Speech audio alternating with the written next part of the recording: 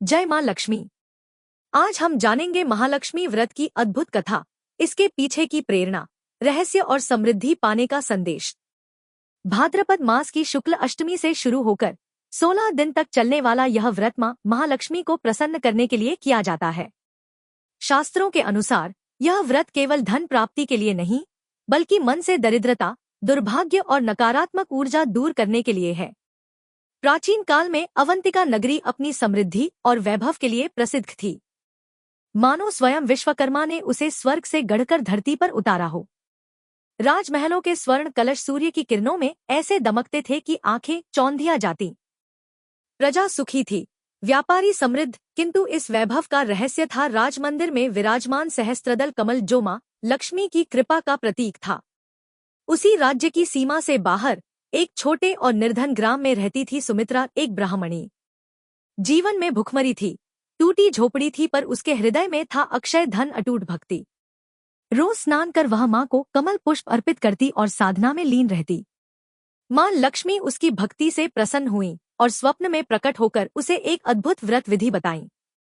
16 दिनों तक महालक्ष्मी व्रत, जिसमें मिट्टी का हाथी बनाकर पूजा करनी थी और 16 पवित्र गांठों वाला मौली धारण करना था। सुमित्रा ने पूरे निष्ठाभाव से व्रत किया।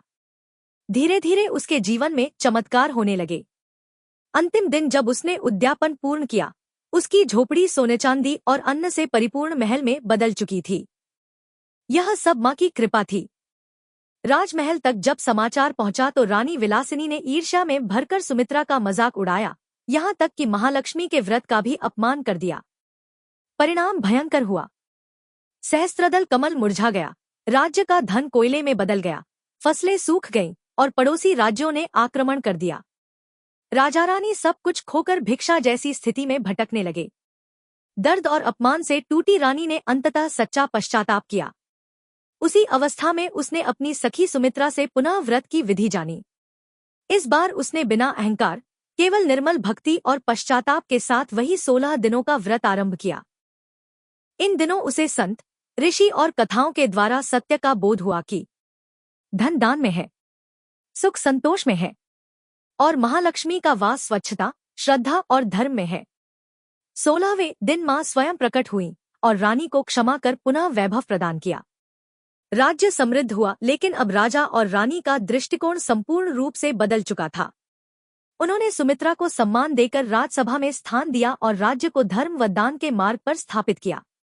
इसके बाद मां लक्ष्मी ने सामूहिक आराधना की महिमा को भी प्रकट किया। जब एक स्त्री चारुमती ने कुटुंब और नगर की सभी स्त्रियों के साथ सामूहिक व्रत किया तो पूरा नगर चमत्कारिक रूप से सुख समृद्धि से भर उठा। यह दर्शाता है कि जहां अकेले की भक्ति से चमत्कार होते हैं, वहीं सामूहिक श्रद्धा पर्वत को भी हिला सकती है। मां लक्ष्मी केवल धन की देवी नहीं, बल्कि विवेक, संयम और धर्म की अधिष्ठात्री है। अहंकार और तिरस्कार से वे शीघ्र रूठती हैं, पर सच्ची श्रद्धा और पश्चाताप से और भी शीघ्र प्रसन्न हो जाती हैं। जो भक्ति को जीवन का आधार बना लेता है, उसके लिए लक्ष्मी स्थिर होकर सदा के लिए वास करती हैं। यह कथा हमें यही सिखाती है कि अहंकार विनाश का कारण है और श्रद्धा व पश्चाताप उत्थान का मार्ग। तो आइए हम सब भी न केवल व्यक्तिगत रूप से बल्कि सामूहिक रूप से मिलकर श्रद्धा और विश्वास के साथ मां महालक्ष्मी का स्मरण करें। जय मां लक्ष्मी।